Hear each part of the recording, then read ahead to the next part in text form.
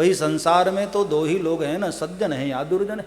हाँ, संसार को यदि दो भागों में बांटा जाए तो या तो सज्जनता है या तो दुर्जनता है, यही तो दो है। तो सज्जनों को प्रणाम किया है बाबा तुलसी ने, केवल ऐसा नहीं, दुर्जनों को भी प्रणाम किया, क्योंकि दुर्जनों से भी कुछ न कुछ तो शिक्षा मिलती ही है साहब। हाँ, ज्ञान को जो पिपासु है, ज्ञान का जो प्यासा है, ज्ञान को लेने वाला है, उसको कहीं से भी प्राप्त हो जाता है। दुर्जनों से भी एक शिक्षा मिलती है साहब। दुर्जन भी हमको दुख देता है, साधु भी हमको दुख देते हैं, लेकिन दोनों के देने में बहुत अंतर है। बाबा तुलसी आगे जरा भेद समझा रहे हैं। मिलत एक दुख दारुण देही, बिछुरत एक प्राण हरि लेही।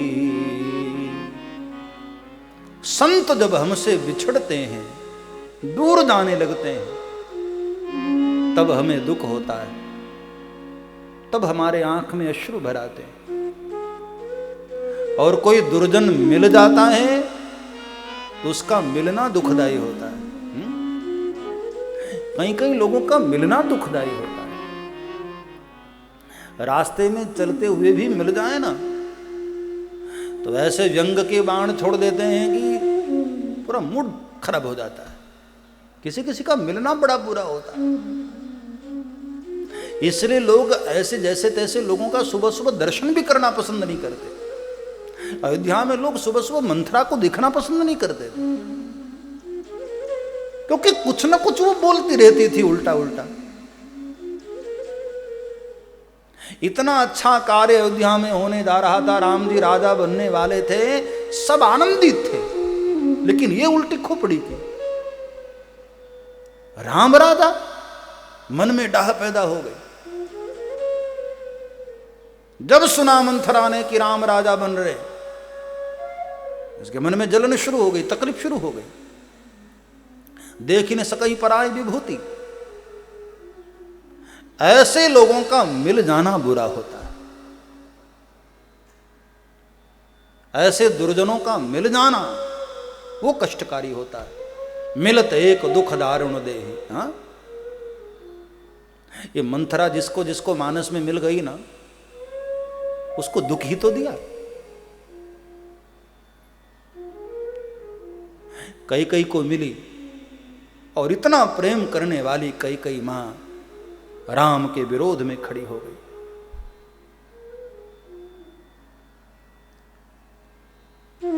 दुर्जनों का मिल जाना अपशकुन होता है, दुखदाई होता है।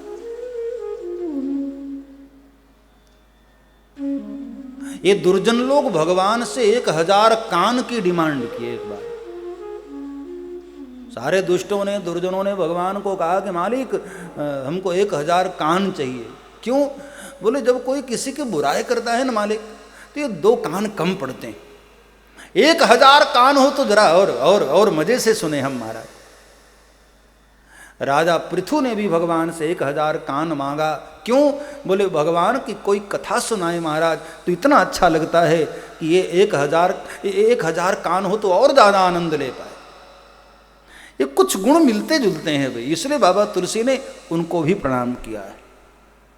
साधु चरित शुभ चरित कपासु, साधु चरित शुभ चरित कपासु, साधु चरित शुभ चरित कपासु, साधु चरित शुभ चरित कपासु, नीरस विशद गुण में फल जासु, नीरस विशद गुण में फल जासु, नीरस विशद गुण में फल जासु, नीरस विशद गुण में फल जासु। श्री श्री राम जय जय राम। श्री राम जय जय राम। श्री राम जय जय राम।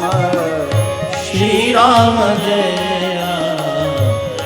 जय राम। ऐसे संत जो परमार्थी हैं, ऐसे संतों को प्रणाम किया, दुर्जनों को प्रणाम किया। एक ही संसार में दोनों हैं, लेकिन दोनों का जीवन कितना विलग होता है। हाँ, जैसे एक जोंक होता है, कीड़ा जल में ही रहता है। कोई स्नान करने जाए, कोई पग धोने जाए तो उसके पग में चिपक कर खून चूसता रहता है, रक्त चूसता रहता है। और वही उसी जल में, उसी कीचड़ में एक कमल होता है जो खिलकर लोगों को सुगंध देता है, आनंद देता है। संसार में भी एक ही जगह सज्जन दुर्जन दोनों होते हैं। कुछ लोग समाज में सुगंध का कार्य करते हैं और कुछ लोग समाज के खून चूसा करते हैं, दूसरों को शोषण करने का कार्य करते हैं, शोषित करते रहते हैं। बाबा तुलसी ने संतों को प्रणाम करके यह दुनिया को बताया कि ऐसे लोग समाज में वंदनीय हैं जो परोपकारी। परमात्मा जब भी मौका दे मेरे भाई बहन तो परहित करो,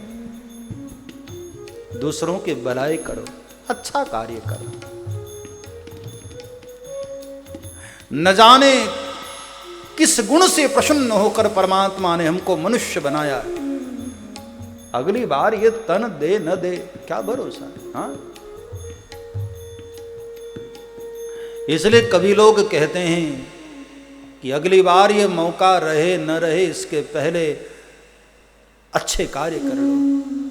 सब्सक्राइब करें श्री चिन्मयानंद बापू जी के YouTube चैनल को और हमारे वीडियोस को सबसे पहले देखने के लिए बेल आइकॉन को दबाना न भूलें।